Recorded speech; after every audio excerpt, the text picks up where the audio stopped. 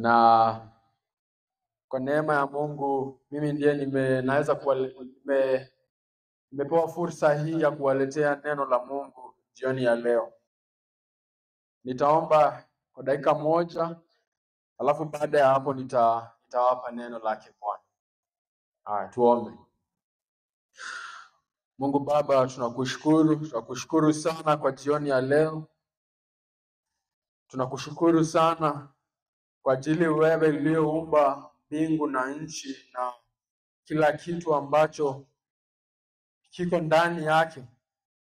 Wewe ambaye ni muumba wa vitu vyote, wewe ambaye uko juu kabisa, tunakushukuru kwa ajili umejijulisha kwetu kwa kupitia neno lako, na umetupa amri zako, na umetuwezesha kujua jinsi ambavyo tunaweza kuja kwako wewe na kurithi ufalme wa milele. Naomba Mungu Baba, uniwezeshe, unisaidie ninapofungua neno lako. Wasaidie wasikilizaji wote wangu leo, wasaidie kuelewa. Na naomba Mungu Baba, kwa kupitia Roho wako Mtakatifu uweze kuokoa wale ambao umechagua. Tunaomba hayo kwa kupitia jina takatifu la Yesu Kristo, mwana wako, Mwokozi wetu. Amina. Amina. Nitawasomea kutoka kwa kitabu cha Warumi. Warumi ni Romans. Warumi 3 mstari wa 23. Romans 3:23. Warumi 3:23 inasema hivi: kwa ajili wote wametenda dhambi na wakapungukiwa na utukufu wa Mungu. Ni mstari mfupi kabisa, hata ukiweza hautasahau. Kwa ajili wote wametenda dhambi na wakapungukiwa na utukufu wa Mungu.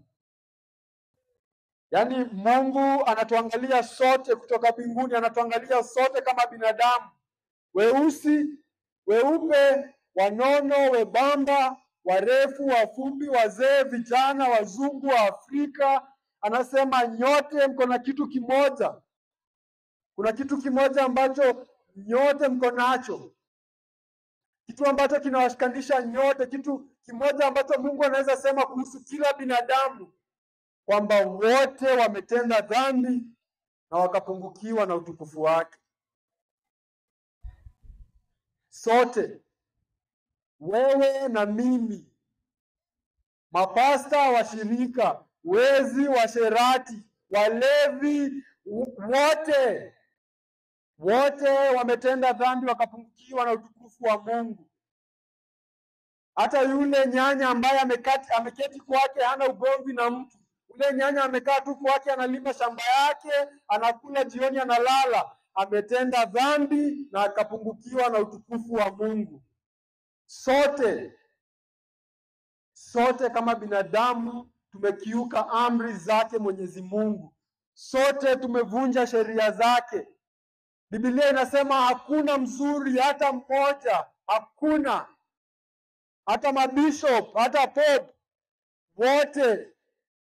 wote wametenda dhambi na wakapungukiwa na utukufu wa Mungu. Hata wafuasi wa Yesu waliotuandikia Biblia, wote wametenda dhambi na wakapungukiwa na utukufu wa Mungu. Wao wenyewe walisema sisi ni wenye dhambi.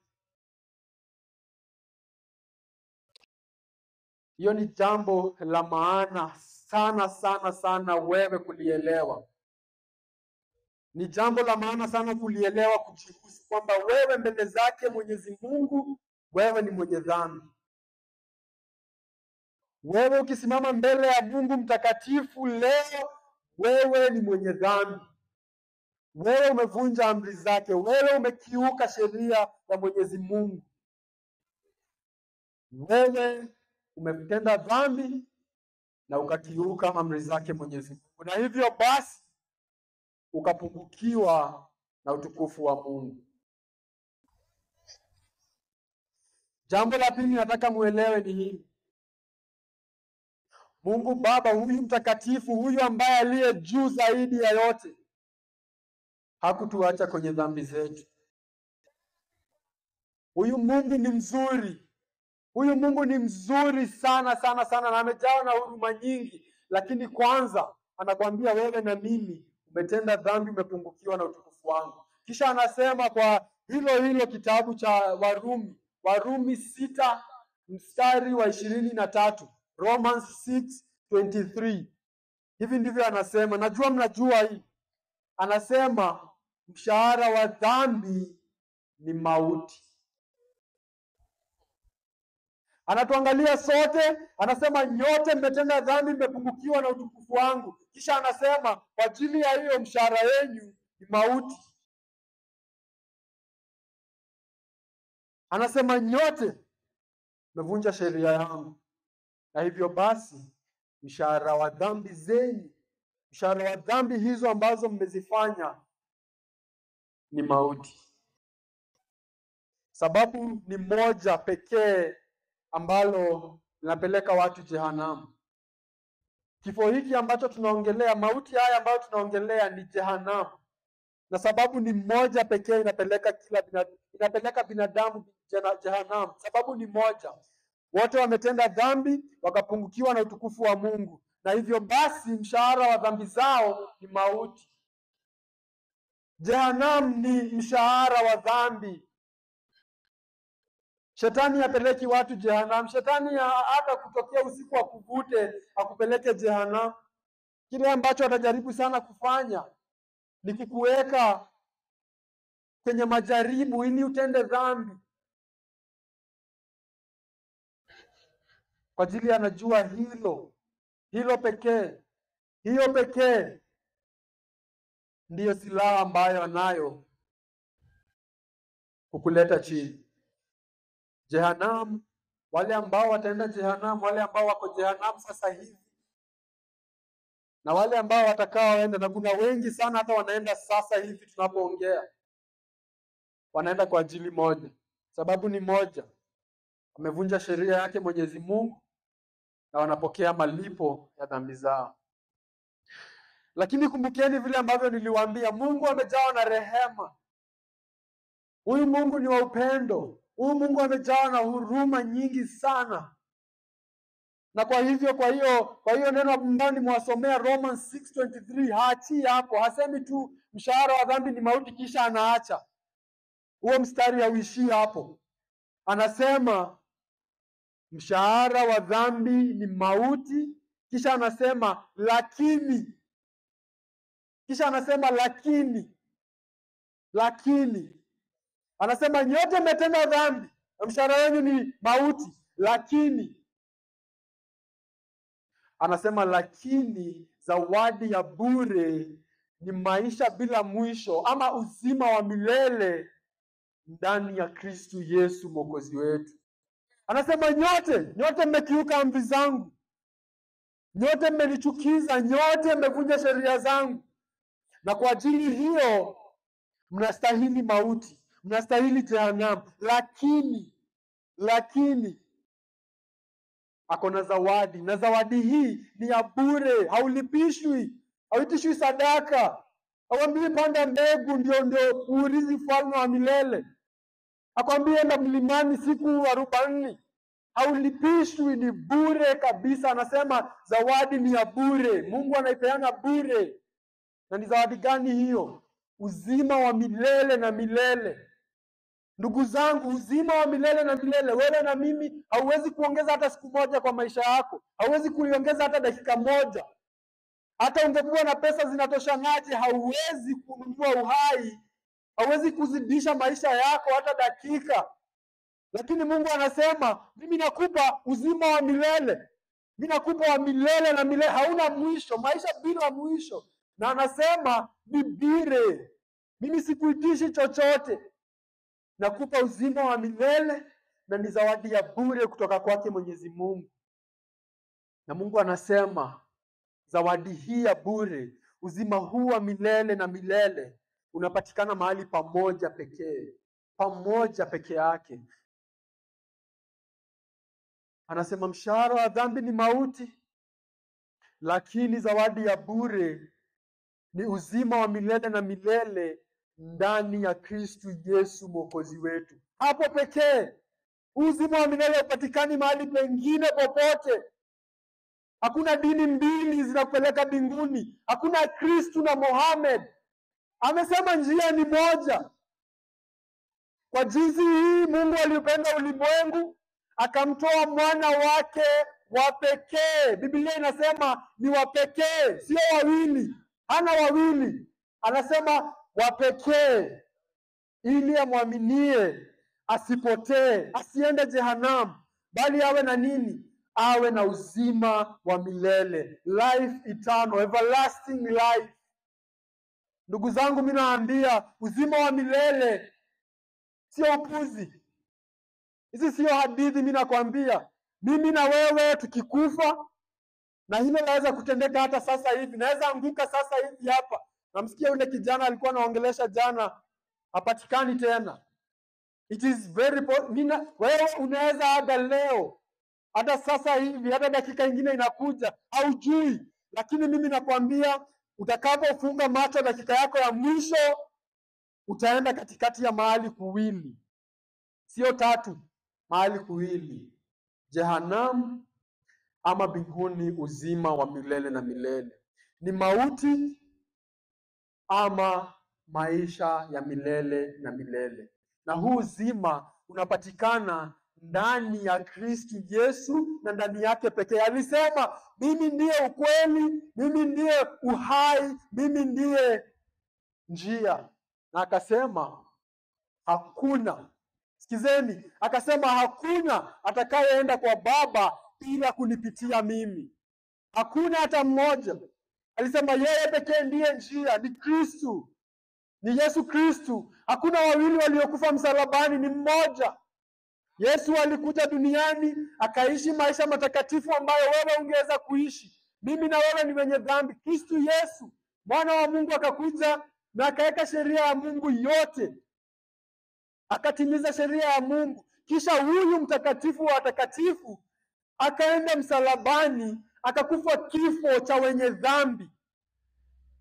Msalaba ilikuwa kama vile ambavyo tunafanyia wezi mob justice sahi. Kama vile ambavyo tunachukua wezi, tunawaweka ndani ya tire na tunamwagilia mafuta na tunawasha. Wengine hata wanamfanya aikunywe na mnawasha mwili ndani, viungo zake ndani zinachomeka. Ile kifo ya madharau kabisa. Msalaba ilikuwa hivyo. Ndio maana alisulubiwa katikati ya wakora wawili. Hiyo ndio kifo ambayo ungekufa ya uchungu sana na ya madharau sana. Unasulubishwa uchi wa mnyama, kila mtu apite hapo akikuona kwa dharau. Na huyu ni mwana wa Mungu mtakatifu ambaye hakufanya dhambi, lakini Mungu akamweka pale ili kila amwaminie asipotee, bali awe na uzima wa milele. Mungu Baba amejawa na rehema, amejawa na huruma, lakini ndugu zangu, msisahau kitu kimoja. Mungu huyu amejawa na haki. He is a God of justice, perfect justice. Amejawa na haki. Na hiyo inamaanisha nini? Inamaanisha kila dhambi italipiwa. Dhambi zote ambazo binadamu wamefanya zitalipiwa. Either jehanamu, wewe mwenyewe uzilipie jehanamu, ama zilipiwe na Yesu Kristo msalabani. Lakini dhambi zote lazima zitalipiwa. Haki yake Mungu Baba haimruhusu kuacha hata dhambi moja bila kulipiwa. Hata wewe leo ukienda kwa mahakama, alafu uone judge ameletewa mwizi, akaambiwa huyu mwizi ameiba kuku, ameiba kondoo, alipiga watu, hata labda aliua, na alishikwa red handed. Ndio huyu judge ndio huyu mwizi tumemshika. Alafu wewe umeketi pale unaangalia, kisha huyu mwizi. Nataka kuonyesha maana gani Mungu hawezi kuachilia wewe na dhambi zako. Hawezi kuacha wewe urithi ufalme wa milele bila kifo cha Yesu Kristo kwenye msalaba. Hata umwambie pole, hawezi kusamehea bila Yesu. Sikiza, huyo judge akiletewa huyo mwizi, kisha huyo mwizi aseme, pole judge, mimi nimekubali, niliiba, nilipigana, niliua, lakini nasema pole sana, sitarudia, tafadhali nisamehe, nikienda sitaendelea na wizi tena. Na ikuwa ni ukweli, anamaanisha kwamba ako pole. Nataka kukuuliza jambo moja. Huyo judge akiambia huyo mwizi, sawa, mimi nimejawa na huruma nyingi, mimi nimejawa na upendo sana, na kwa sababu wewe umesema pole na kuachilia, wewe nenda. Utafikiriaje kuhusu huyo judge?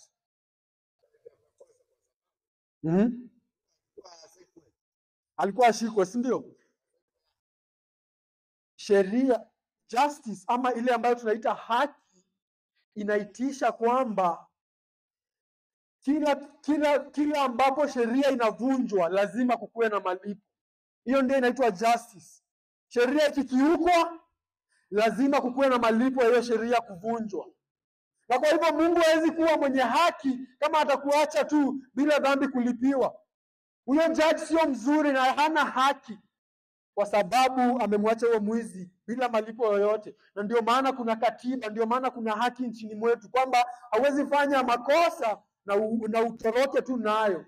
Na hivyo ndivyo Mungu alivyo. Mungu amejawa na haki, na kwa hivyo hata kuwe na huruma aje na upendo aje, hawezi kukuacha wewe uende na dhambi zako. Lazima kuwe na malipo ili aweze kukuwa mwenye haki na aweze kukusamehe wewe.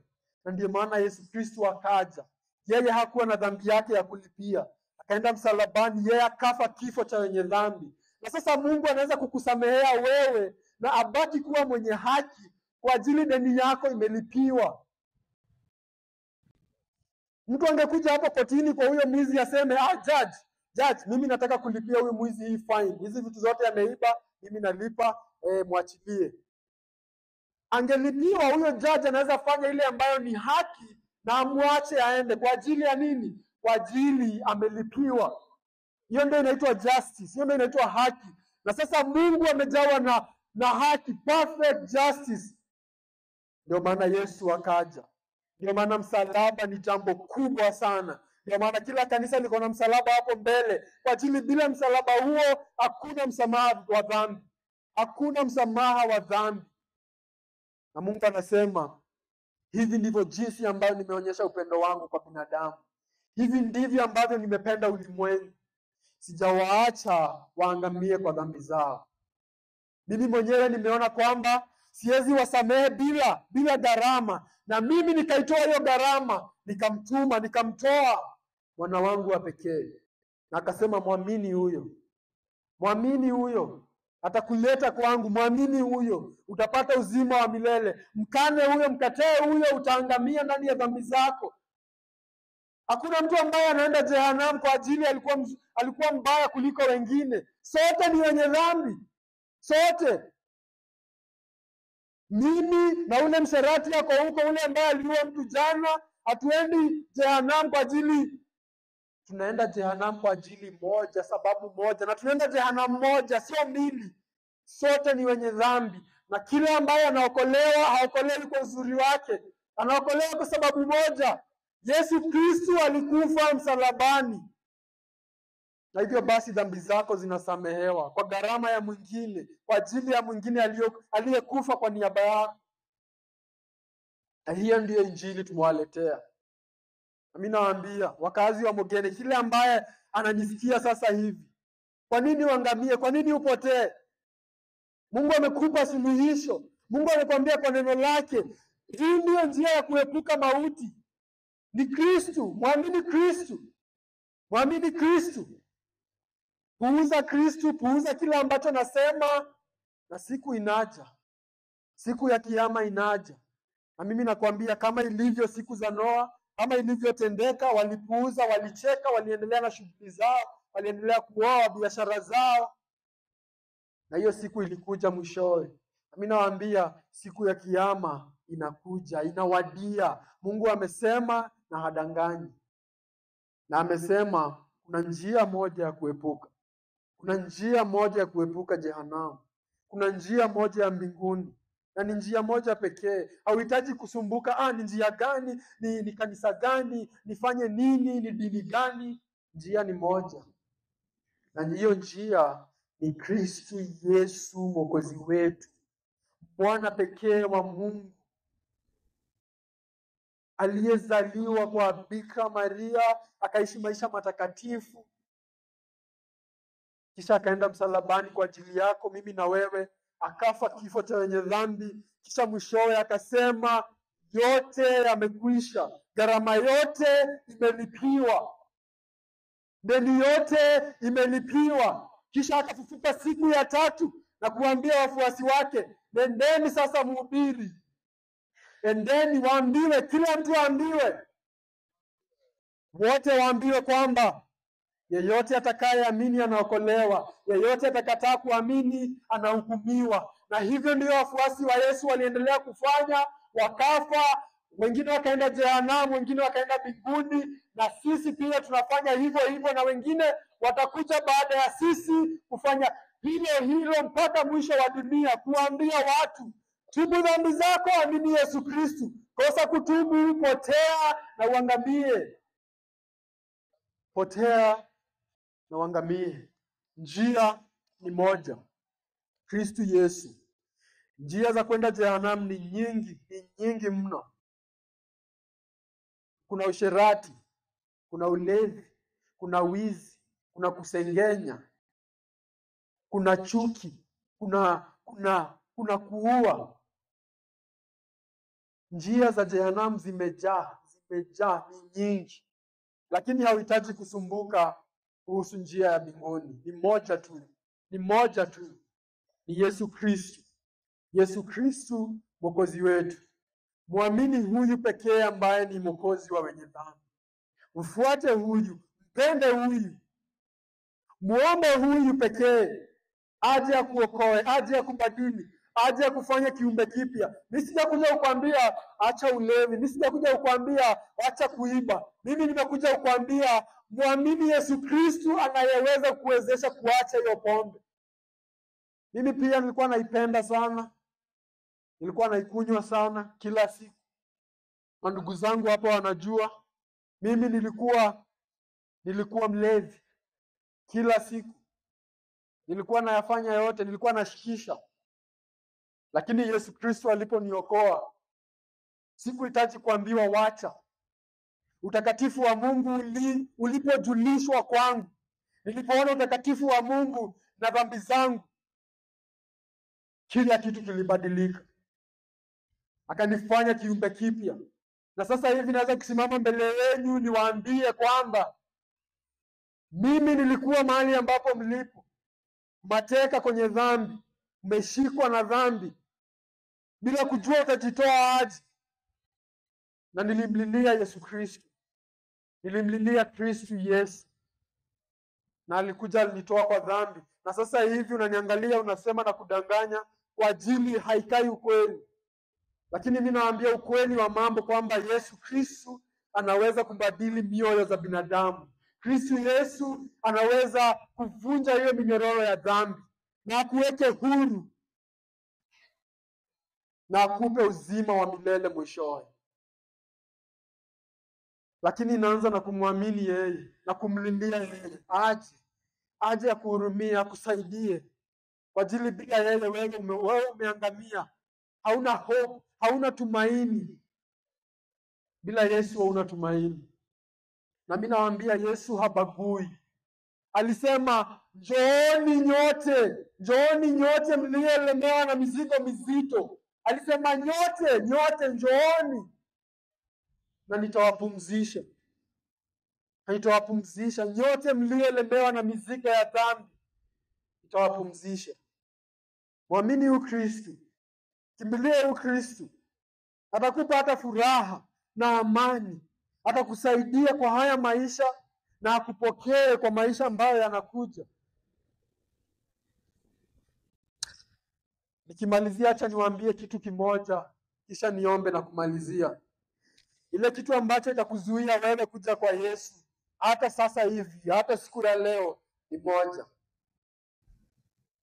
Jambo ambalo linazuia kila binadamu kuja kwa Yesu ni jambo moja. Yesu Kristo alisema mwangaza umekuja kwa dunia. Yeye amekuja kwa dunia. Lakini binadamu hawatakuja kwa mwangaza kwa ajili wanapenda giza na matendo yao ni ya giza. Dhambi ndiye itakuweka kando na Yesu. Hiyo ndio unapenda sana, na hiyo ndio unajua kwamba anakwambia uitubu ili kuja kwake, na hiyo ndio inakutenganisha na yeye. Na Yesu Kristo anasema, mbona uangamie? Unapenda. Yesu aliuliza swali hili, sikizeni, aliuliza, itakufaidi nini wewe ukiipata ulimwengu mzima na upoteze nafsi yako? Itafaidi nini binadamu akiupata ulimwengu mzima na apoteze nafsi yake? Nafsi yako ni ya muhimu sana mbele zake Mwenyezi Mungu, na hiyo ndiyo ako haja nayo. Na adui wa nafsi yako ni dhambi. Wahitaji wewe kutubu dhambi na kumwambia Yesu, nisamehe. Kama ni kweli vile kijana anasema, kuja jionyeshe kwangu, nisaidie, vunja hii minyororo, nataka kukufuata lakini siwezi peke yangu, nisaidie. Na Yesu Kristo ni mwaminifu, atakuja kwa aliye mnyonge kabisa, aliyeona dhambi zake, ule ambaye amenyenyekea mbele zake. Yesu atakuja na atakuwezesha kutubu, atakuwezesha kuishi maisha matakatifu, atakubadili kutoka ndani, na atakuwezesha kuishi kulingana na mapenzi yake. Lakini mimi nawaambia tena na tena, na nitarudia tena na tena, hakuna njia nje ya dhambi. Hakuna njia nje ya maisha ambayo unaishi. Hauwezi kujitoa hapo kwa ajili uko mateka. Wewe umejipeana kwa dhambi, kisha shetani amekuja na kwa ajili ya dhambi zako amekufanya mateka. Na Yesu Kristo alikuja kwa ajili hii, kuwaweka mateka huru. Alikuja kuharibu kazi ya muovu shetani. Lakini wewe lazima umchague huyu Yesu. Lazima umkimbilie huyu Yesu. Na haujui siku yako ya mwisho ni lini. Haujui. Waweza kuenda leo. Haujui kwa nini unasikiza neno lake leo. Haujui kwa nini tumekuja leo. Waweza kuenda anytime. The Bible says it is appointed for man once to die, and after that the judgment. Kifo inakuja ghafla, na ni hivyo, hawezi kurudi nyuma. Hakuna kutubu baada ya kifo. Mungu Baba anakupa nafsi hii, anakupea nafasi hii ya kumchagua, ya kumfuata, ya kumpokea, kutubu dhambi zako. Na kutubu dhambi zako inamaanisha kuzichukia. Haimaanishi unakuwa perfect. Mimi pia nafanya dhambi hata wa leo. Namkosea Mungu, lakini sipendi dhambi zangu, nazichukia. Nikikosea narudi kwake, naambia wewe Yesu, nisamehe, inavunja moyo wangu. Na hiyo ndio inaitwa kutubu, ni kuzichukia dhambi zako, na kila siku unaishi na dhambi zako kana kwamba ni adui. Hauzipendi, hauzienjoy. Na hiyo ndiyo kutubu. Na Yesu Kristo anakuambia, zione dhambi zako kama adui yako, ziache, taka kuziacha, na mimi nitakuwezesha kupigana nazo.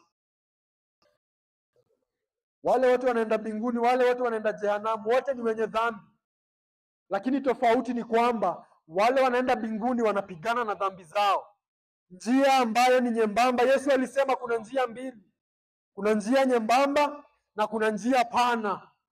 Na alisema kuna wengi walio kwa njia hii pana. Na alisema hii njia pana ni rahisi.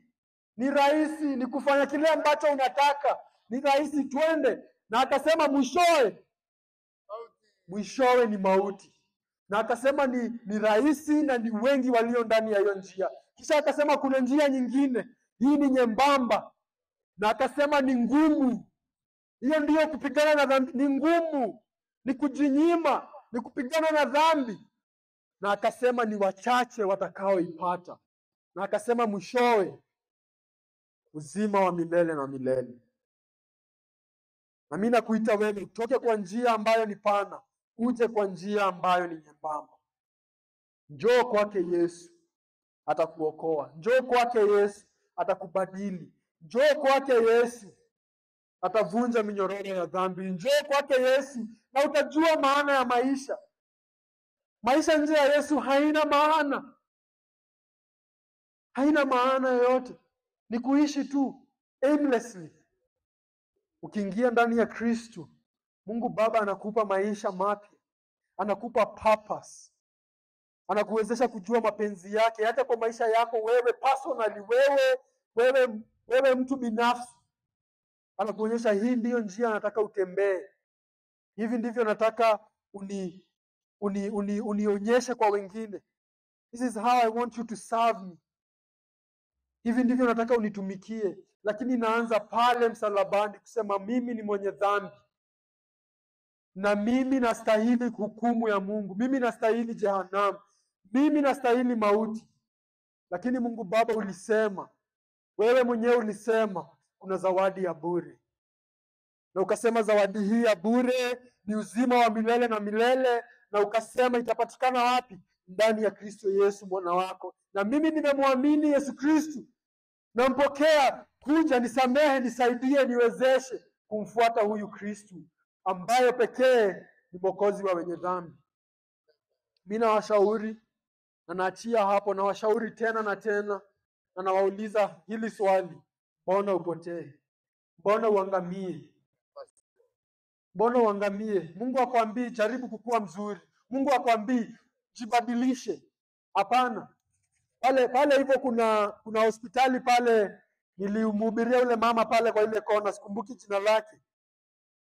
Na nataka kuwapa huu mfano. Huenda nikiwa na kidonda, tuseme nimeumia, niko na kidonda kikubwa kwa magoti. Na inatoka damu, nimeumia vibaya, labda nimeanguka hapa, nimejikoa. Alafu nianze kuambia ndugu zangu hapa, acha nijitengeneze, acha nioshe hiki kidonda, nishone, kisha niende pale kwa ule mama. Hai make sense. Nikiongea hivyo, naongea kama mtu mjinga kwa ajili yule ako pale kufanya hivyo. Ako hapo kuosha, kushona, kufanya hiyo yote. Na kwa hivyo haina maana mimi kujaribu kujitengeneza ili niende pale hospitalini. Kwa ajili maana naenda pale hospitalini ni kufanyiwa hilo ambalo nataka, hilo ambalo kidonda changu kiponywe. Na ni hivyo na Mungu Baba. Mwenyezi Mungu akwambii wewe jibadili kisha ukuje kwangu alafu nitakukubali. Mungu anasema njoo jinsi ulivyo. Mimi ndiye daktari, mimi ndiye nitakuponya. Mimi ndiye nitakubadili. Njoo jinsi ulivyo na dhambi zako. Kuja hivyo ambavyo umelemewa na mizigo mizito. Kuja hivyo ulivyo. Na mimi mwenyewe nitakuponya. Mimi mwenyewe nitakutengeneza. Mimi mwenyewe ndiye daktari. Yeye ndiye ako na suluhisho ya dhambi zako. Wacha kujaribu peke yako. Ni mara ngapi umejaribu kuacha hiyo dhambi? Ni mara ngapi umesema leo ndio siku ya mwisho? Ni mara ngapi umesema kuanzia next year, kuanzia next week sitarudia tena? Ni mara ngapi umesema? Hauwezi. Umeshikwa mateka na minyororo ya dhambi. Na Kristo, Mungu ndani ya Kristo ndiye pekee anaweza kuweka huru. Huyo pekee ndiye mwokozi wa wenye dhambi. Na mimi nakuita tena, anakuita tena. Anakuambia wewe unayenisikia, muamini Kristo. Hii si hadithi tu. Muumba wa mbingu na nchi, ambaye aliye hapa hata sasa hivi unaponisikia, anakuambia wewe kuna njia yako ya kuja kwangu. Kuna njia ya uzima wa milele na milele. Na nimeitengeneza ndani ya Kristo. Huyo ndiye niliyemtoa kwa ajili yako wewe mwenye dhambi. Muamini huyo, mfuate huyo, atakuleta kwangu, itakupa uzima wa milele na milele, maisha bila mwisho. Mkatae huyo, wewe mwenyewe utazilipia dhambi zako. Kwa ajili dhambi zote zitalipiwa. Zitalipiwa jehanamu na wewe binafsi, ama zitalipiwa msalabani na Kristo Yesu. Tuombe. Mungu Baba, tunakushukuru sana kwa ajili ya neno lako. Tunakushukuru sana kwa ajili wewe ni mtakatifu wa watakatifu. Tunakushukuru sana Mungu Baba, kwa ajili wewe uko na nguvu zote. Hakuna kitu kigumu kwako wewe Mungu. Waweza kufanya lolote. Na tunakujua wewe Mungu Baba ambaye uliumba kila kitu. Wewe ambaye ulituumba sisi ukatuweka duniani. Ukatupa maisha. Ukatupa pumzi. Ukatupa kila kitu ambacho tunahitaji. Na sisi tukakiuka amri zako. Sisi tukaenda kinyume na mapenzi yako. Lakini haukutuacha kwa dhambi zetu. Kwa ajili ya huruma zako, kwa ajili ya upendo wako, kwa ajili ya rehema zako, ukamtoa mwana wako wa pekee, Kristo Yesu. Na ukatuambia na ukatuhimiza tumwamini huyo, tumfuate huyo, tumtii huyo, tumsikize huyo, na tutaokolewa na tutapata uzima wa milele. Mungu, saidia wasikilizaji wangu wote. Wasaidie, wawezeshe kwa Roho wako Mtakatifu kutubu dhambi zao, kuzichukia dhambi zao na kuweka tumaini lao lote kwa Kristo Yesu ambaye pekee ndiye Mwokozi wa wenye dhambi. Mungu Baba, naomba ujionyeshe kwao. Waonyeshe kwamba haya si maneno tu, hii si hadithi tu, bali haya ni maneno ya ukweli. Na maneno haya ndiye pekee inaweza kuwapea uhai. Wawezeshe. Na Mungu Baba, tunaomba kwamba ukatukuzwe milele na milele ndani ya maisha yetu, mpaka utakapotuita nyumbani tuwe na wewe, ama siku ambayo utakaporudi. Tunaomba hayo yote katika jina takatifu la mwana wako Kristo Yesu Mwokozi wetu. Amina. Nawashukuru nyote ambao mmenisikia. Mbarikiwe sana wakazi wa Mugene. Asanteni sana. Tutakaa hapa dakika kadhaa. Kama una swali unataka kuongea unaweza kuja. Mbarikiwe sana sana sana. Na naomba kwamba myafikirie hayo maneno ambayo tumeongea, na nitaendelea kuwaombea. Mbarikiwe sana.